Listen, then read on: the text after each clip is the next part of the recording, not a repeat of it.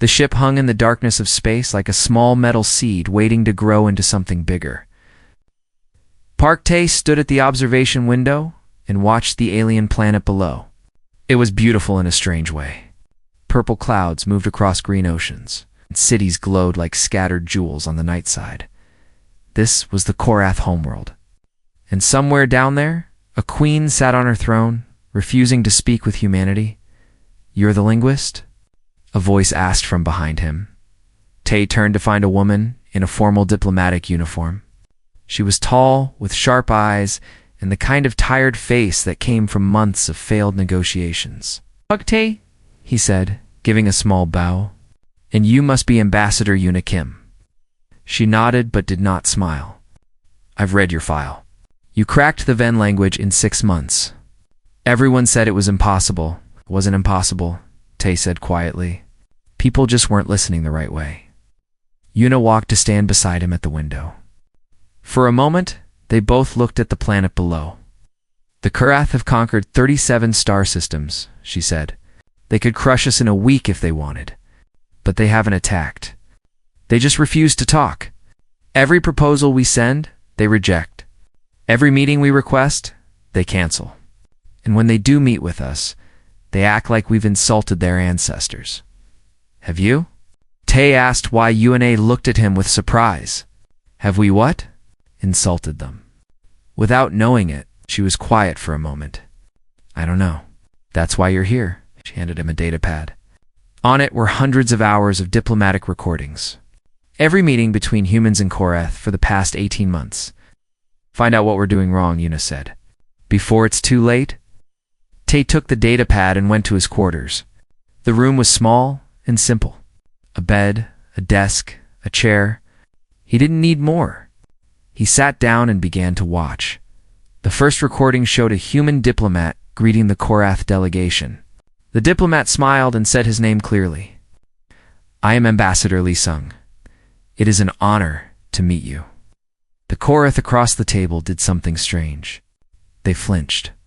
It was small, barely visible, just a tiny tightening around their 4 eyes.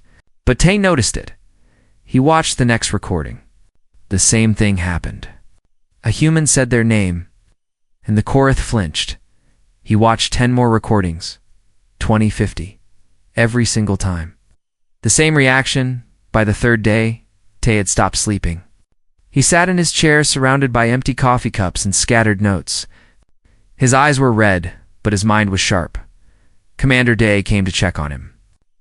The military man was tall and broad, with the careful movements of someone trained to fight. But his voice was gentle when he spoke. "You look terrible," Day said. "Found it," Tae replied. Day raised an eyebrow. "Found what?" Tae stood up and pointed at the screen where a recording was paused. It showed a Korath diplomat with his 4 eyes slightly narrowed. "Every time we say our names, they react like this. It's small, but it's consistent. They're offended." Day frowned. "Offended by names? That makes no sense." "It makes perfect sense," Tae said. He grabbed a book from his desk. It was an old text about Korath culture, translated poorly but still useful. Among the Korath, names are not just words. They're sacred. They carry spiritual power. You don't just say your name to strangers. That would be like walking into a room and taking off all your clothes. Day's face changed as he understood. So every time our diplomats introduce themselves, we're committing a grave offense. Tae finished. We've been doing it for 18 months. No wonder they won't talk to us. Day nodded slowly. "I need to tell the ambassador. This could change everything." He left quickly, and Tae sat back down. But his mind was not at rest. Something else was bothering him. If names were so important to the Korath, then the most important name of all would be the Queen's. But Tae realized something strange. In all the recordings, in all the texts, in all the cultural documents he had studied, no one ever said the Queen's name. She was only called by her title. Queen of the Korath. Ruler of the Dominion. Mother of Stars, but never her name. Yuna came to his quarters that evening. Her face was different now. There was hope in her eyes for the first time. "You were right," she said. I contacted our cultural advisors. They confirmed your theory. The Karth consider open naming to be deeply offensive. We've been insulting them since day one. Tay nodded, but he seemed distracted. What's wrong? Yuna asked. This is good news. Keep thinking about the Queen, Tay said. No one knows her name. Not humans, not other alien species, not even other Korath outside her inner circle. Why? Yuna sat down across from him. Maybe it's just tradition. A queen is above names, Tay said. I've been reading their religious texts. Everyone has a name. Even gods. Especially gods. A name is your soul made into sound. To have no name is to have no soul. He looked at Yuna with intense eyes. The Queen has a name. A true name. And I think knowing it might be the key to everything. Yuna was quiet. She understood what he was suggesting, and it scared her. If you try to find out her name and they discover what you're doing, they could see it as an attack. As espionage. They could kill you. Tay smiled, but there was no joy in it. If we don't find a way to connect with them, they might kill all of us. The Galactic Council has given us 30 days. If we don't establish relations with the Korath by then, humanity loses its chance at membership. And without the Council's protection, we're alone in a very dangerous galaxy. Yuna stared at him for a long time. She was a diplomat. She understood risk. She understood that sometimes, to gain everything, you had to gamble everything. What do you need? She finally asked. Access to everything, Tay said. Every Korath recording ever made. Every ceremony, every broadcast, every piece of cultural data we have. If her name is hidden, then it's hidden somewhere in the things she's said and done. Yuna stood up. I'll get you the access. But Tay, be careful. If you find her name and use it wrong, you won't just die. You'll take humanity's future down with you. Tay turned back to his screen. The Queen's face was frozen there, captured from an old ceremony. 4 eyes, dark as space. A face like carved stone, unreadable, unknowable. But Tay was not afraid. He had spent his whole life learning to read the unreadable, to find patterns in chaos, to listen when everyone else heard only noise. Somewhere in all those hours of footage, the Queen had hidden her true self, and Tay was going to find it. For 7 days, Park Tay did not leave his room. Food came and went untouched.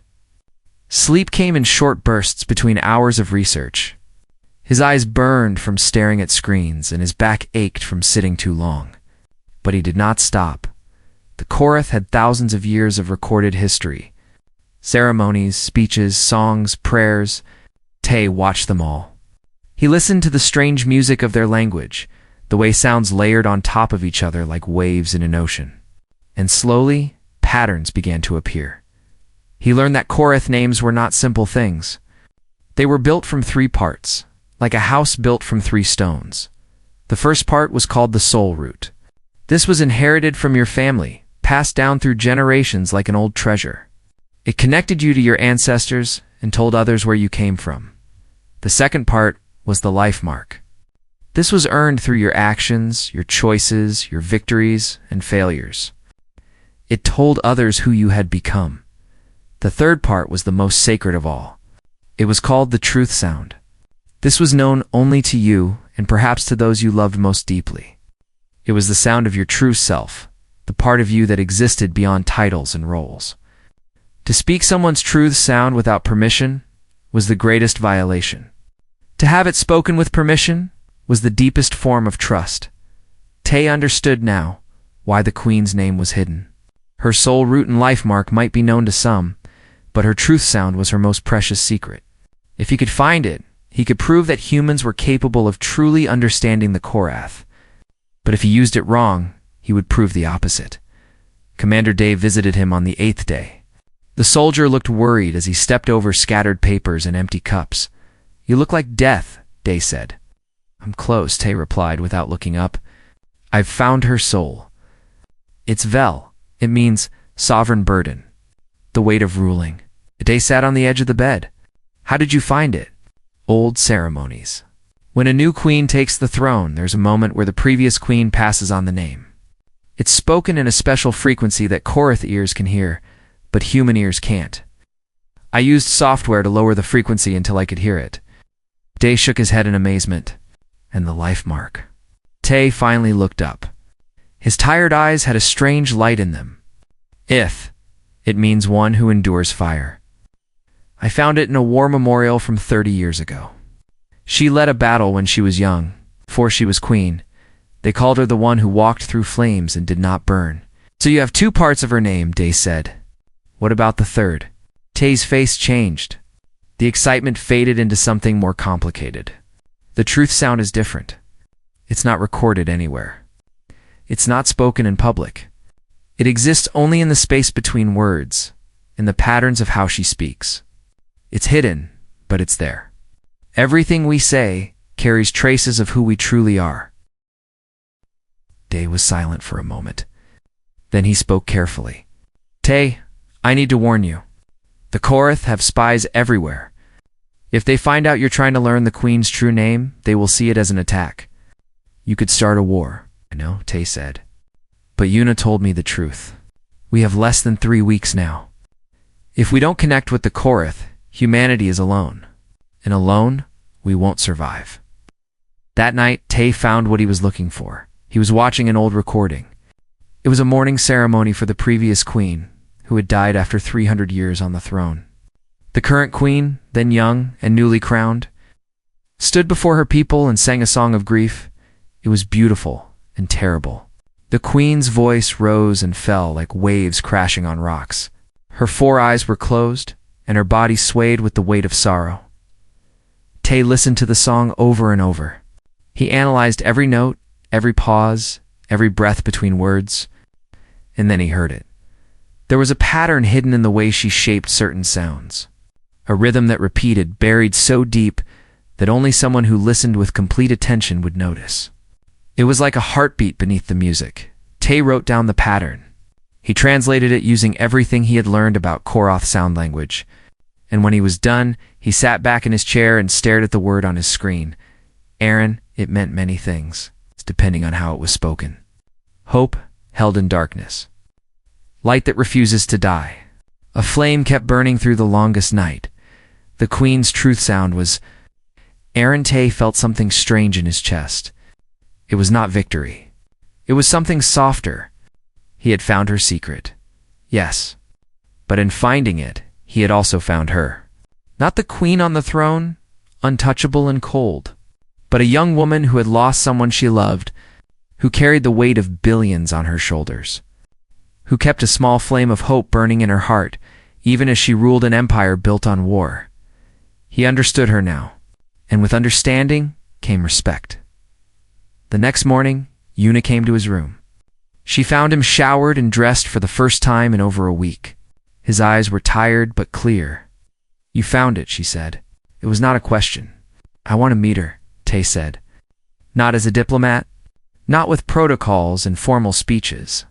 I want to meet her as a student of her people, as someone who wants to understand. Yuna's face was pale. You want to tell her you know her name? I want to show her that humans are capable of seeing beyond the surface, that we can learn, that we can respect. She could kill you, she could, Tay agreed. But I don't think she will.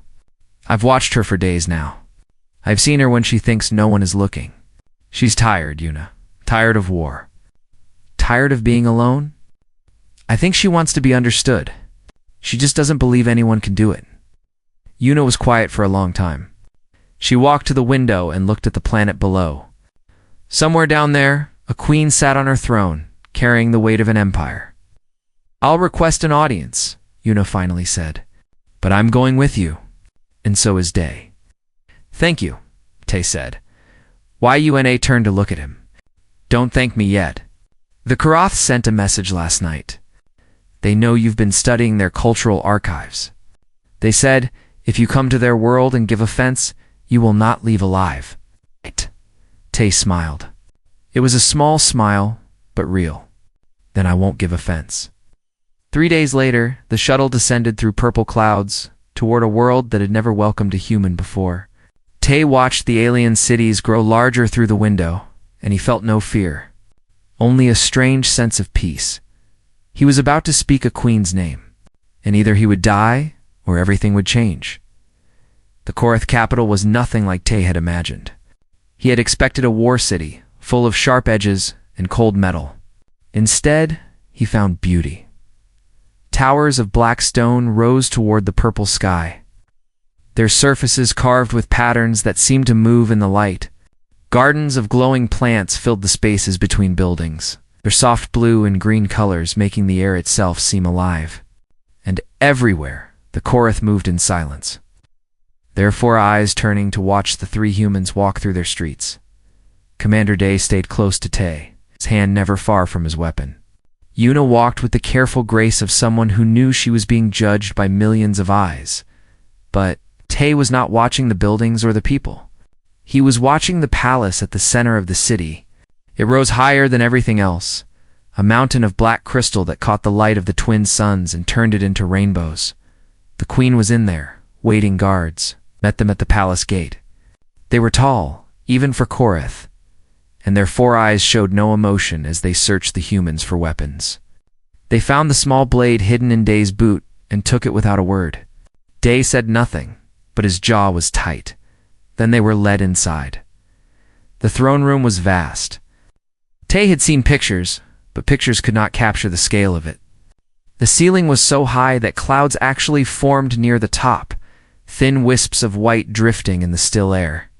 The walls were lined with thousands of Korath, nobles and warriors and priests, all standing in perfect silence. And at the far end of the room, on a throne made of living crystal that pulsed with soft light, sat Queen Vlith. She was smaller than Tay expected. Not physically, she was tall like all Korath.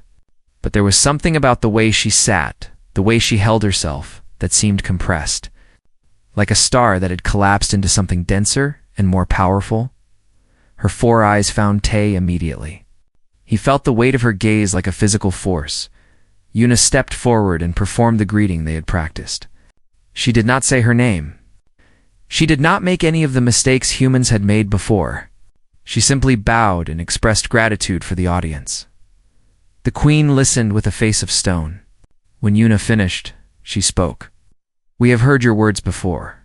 We have seen your bows. We are not impressed." Her voice was deep and cold, like wind moving through a cave. Yuna kept her composure, but Tay could see her hands trembling slightly. "We come with new understanding," Yuna said. "We have learned of our offenses, and we wish to make amends." "Amends," the queen repeated. The word sounded sharp in her mouth. "You cannot make amends for insults you do not understand." Else. This was the moment. Tay stepped forward. The guards moved instantly, weapons raised.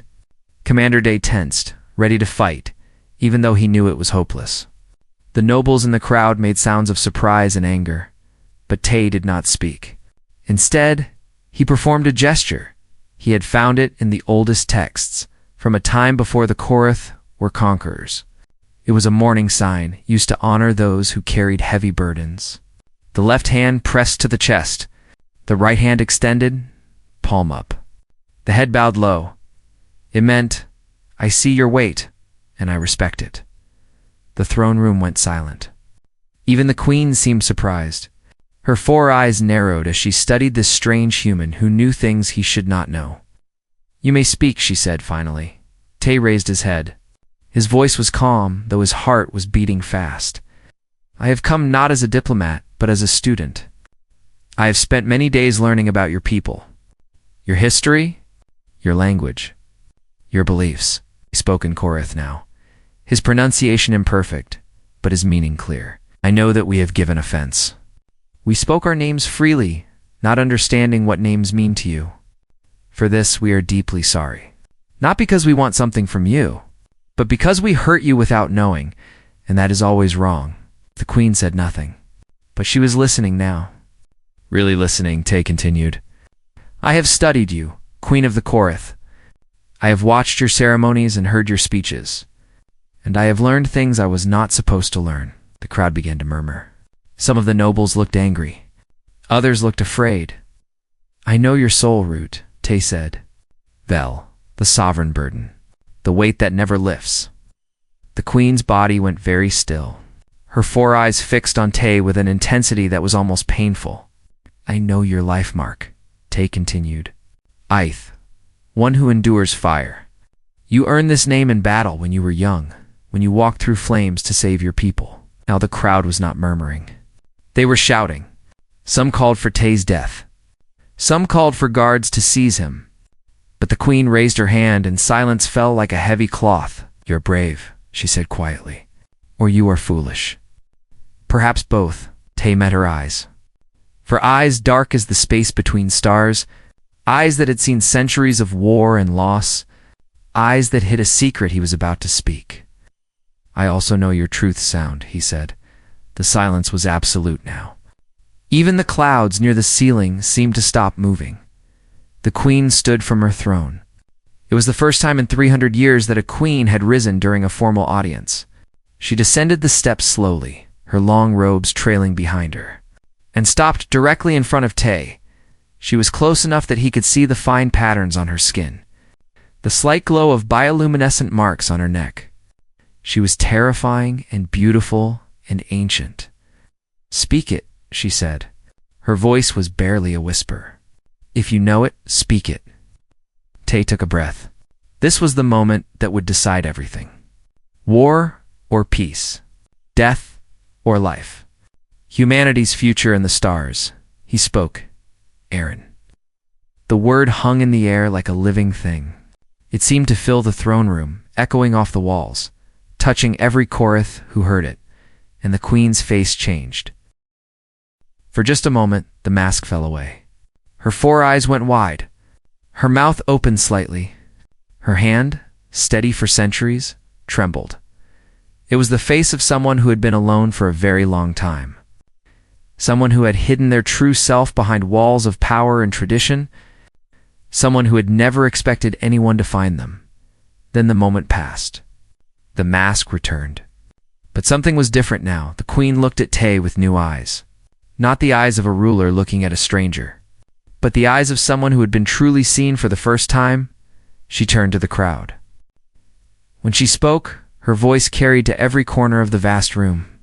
"This human has done what no outsider has ever done. He has found my truth sound through patience and study and respect. He did not steal it. He did not use tricks. He listened until he understood." She looked back at Tay. "Tell me, human, why did you seek my name?" Tay's answer was simple. "Because I wanted to see you. Not the queen, not the throne. You." For the first time in recorded history, Queen Velith smiled. The throne room was in chaos. Nobles were shouting at each other. Guards looked confused, unsure whether to arrest the human or bow to the queen's obvious approval. Commander Day still had his hand near where his weapon would have been, ready for a fight that might never come. But at the center of the storm, there was stillness. The queen stood before Tay, and neither of them seemed to notice the noise around them. "You know what you have done?" the queen said. It was not a question. "I know what it could mean," Tay replied. "I know I have taken a great risk. You could have used this knowledge as a weapon. You could have threatened me, demanded things." The queen's voice was calm, but beneath the calm, Tay heard something else. Something like curiosity. "Why didn't you?" Tay thought carefully before answering. This was perhaps the most important question he would ever be asked. "Because that would have proven you right about us," he said. "You think humans are like the other species you have met. Conquerors, thieves, people who take what they want and give nothing back." He paused, looking into her four strange eyes. "But that is not who we are. Or at least, it is not who we have to be. We make mistakes. We do harm without meaning to. But we are also capable of learning, of growing, of understanding." He gestured at the room around them. "I did not come here to take anything from you. I came to show you something. That humans can listen. That we can learn your ways without wanting to destroy them. That we can know your secrets without using them against you." The queen was silent for a long moment. The nobles had stopped shouting, sensing that something important was happening.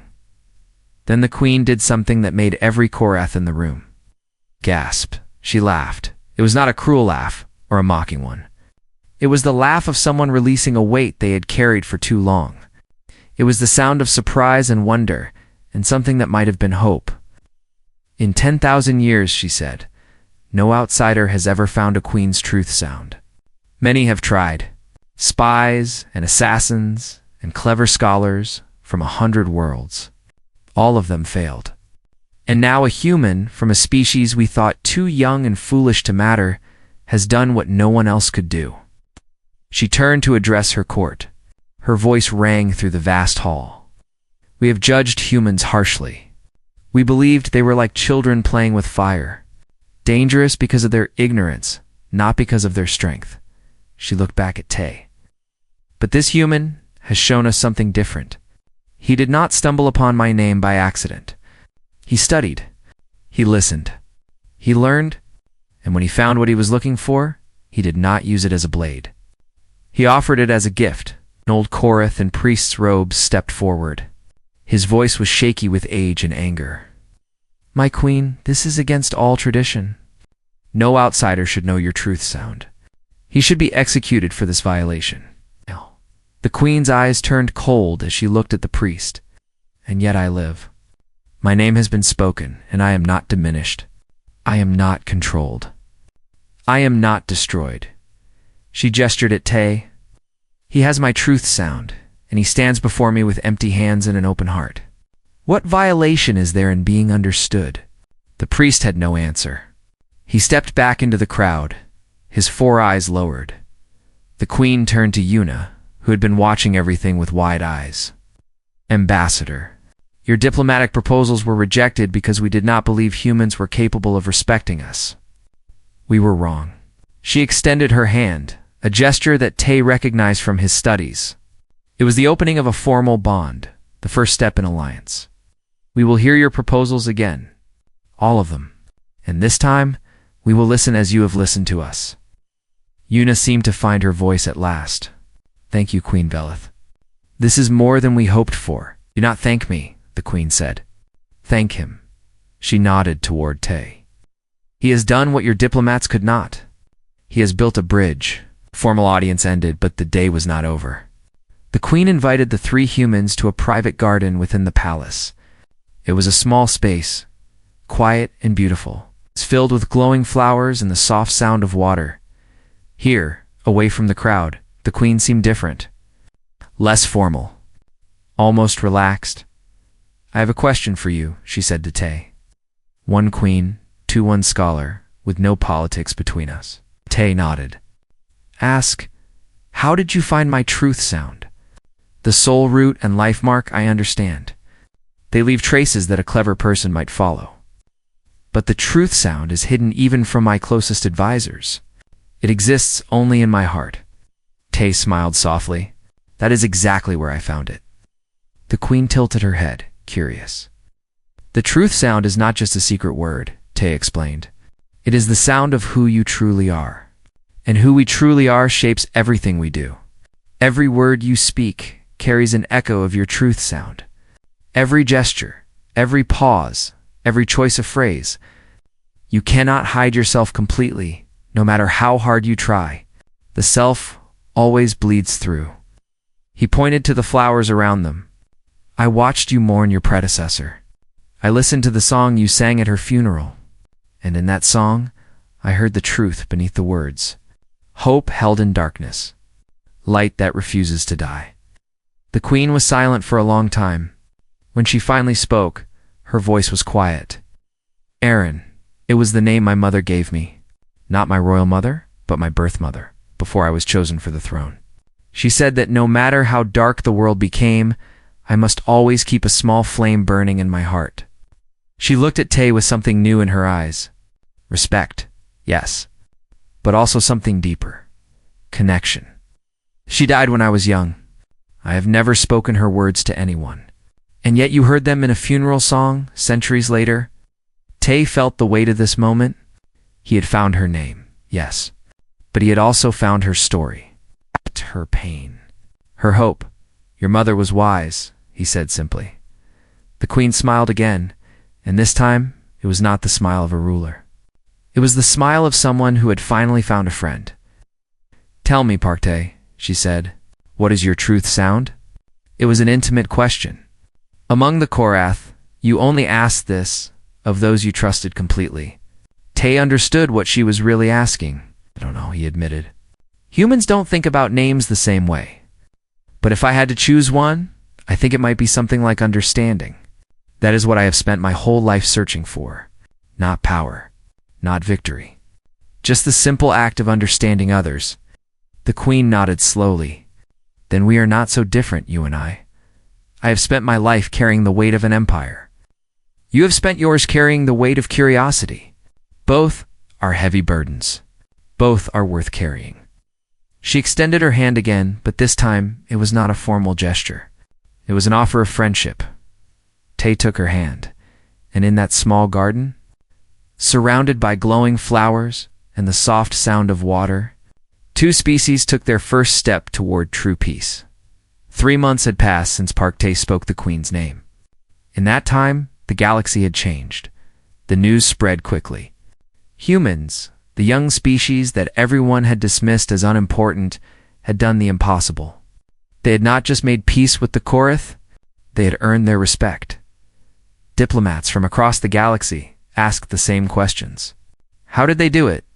What weapons did they use? What secrets did they exploit? The answer confused them. No weapons, no tricks. Just a man who listened until he understood. Today was the day of the signing. The Human Korath Accord would officially join two species in alliance, and it was happening not on a neutral station, but on the Korath homeworld. In the same throne room where Tae had first spoken the Queen's name, the room was even more crowded than before. Ambassadors from dozens of species filled the galleries, their strange eyes watching everything. The Galactic Council had sent its highest representatives. Camera drones floated through the air, broadcasting to billions of viewers across known space. Tae stood at the side of the room, trying to stay out of the way. He was not a diplomat. He was not a politician. He was just a linguist who had gotten lucky, but the Queen had insisted he be present.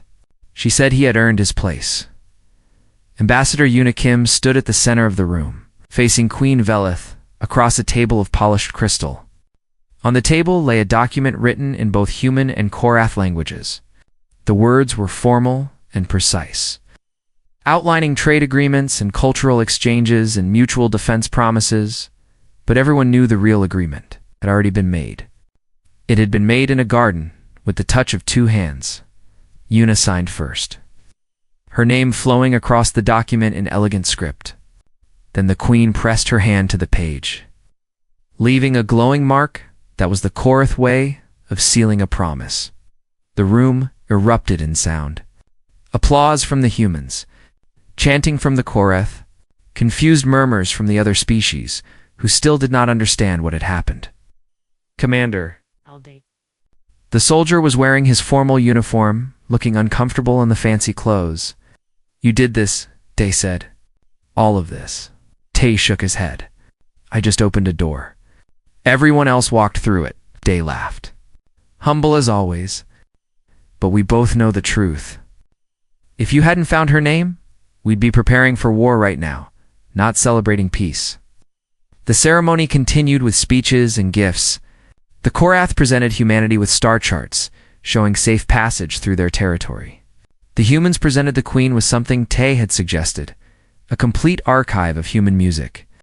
From the oldest songs to the newest symphonies, "Your species creates beautiful sounds," the Queen had said when she received it. "We will study them carefully.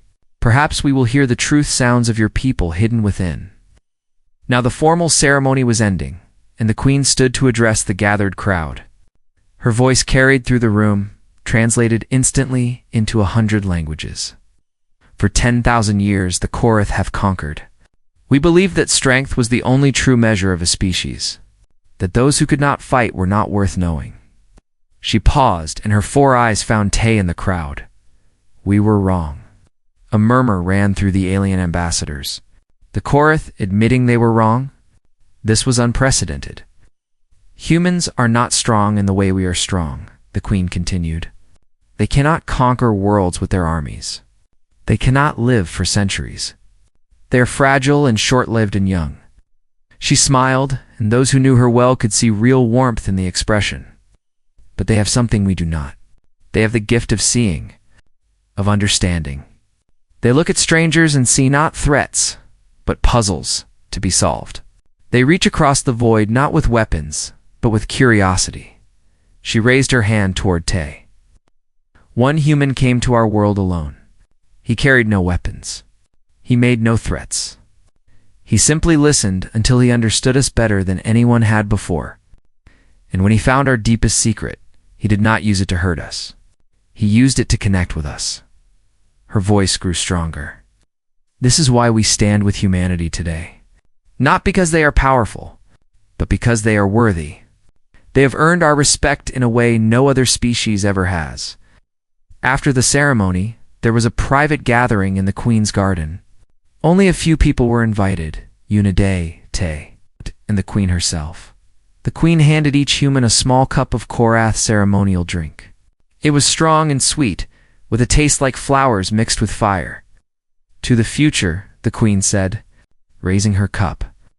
To the future, the humans echoed. They drank together. And for a moment, there was no difference between Queen and commoner, between alien and human. They were just four people sharing a drink in a beautiful garden. Then the Queen turned to Tay. Her expression was serious, but kind.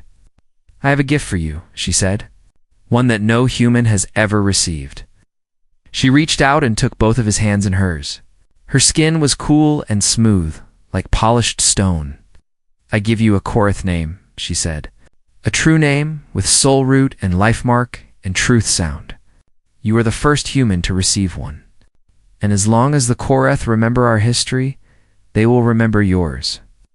Day felt his heart beating fast. He had not expected this. Your soul root is Tar, the Queen said. It means one who bridges worlds. Your life mark is In. It means one who seeks understanding. And your truth sound. She leaned close and whispered a word in his ear. A word that was his alone, that captured who he truly was beneath all his roles and titles. Tay's eyes filled with tears. He did not know how she had found his truth sound, but he knew, without any doubt, that she was right. Thank you, he whispered. The Queen released his hands and stepped back. Thank you, Taren, for seeing me when no one else could. Later that night, Yuna found Tay standing alone at the observation window. He was watching the stars, his face calm and thoughtful. She gave you a name, Yuna said. What does it mean? Tay smiled. The soul root means I connect different worlds. The life mark means I seek to understand. And the truth sound, he paused. Some things were private. Some things belonged only to you. The truth sound is mine, he said simply. It's who I am in my deepest heart, and it feels strange to finally know it. She did not press for more. What happens now? She asked. Tay turned back to the stars. Out there, somewhere, humanity was building its future. Trade ships would carry goods between worlds. Scholars would learn from each other. Children would grow up knowing that the galaxy was vast, but not hostile. Now we keep listening, Tay said. There are thousands of species out there. Each one has its own secrets, its own truth sounds. And if we want to survive among the stars, we need to understand them. He looked at Yuna with bright eyes. This was just the beginning. There's so much more to learn, so many more bridges to build, Yuna smiled. Then I guess we better get started. Far below in her palace of black crystal, Queen Velith looked up at the same stars. She thought about the strange human who had found her name. She thought about the alliance they had built. And for the first time in centuries, she felt something she had almost forgotten. Hope held in darkness. Light that refuses to die. The future was uncertain, but it was no longer lonely. And somewhere between the stars, a bridge was growing.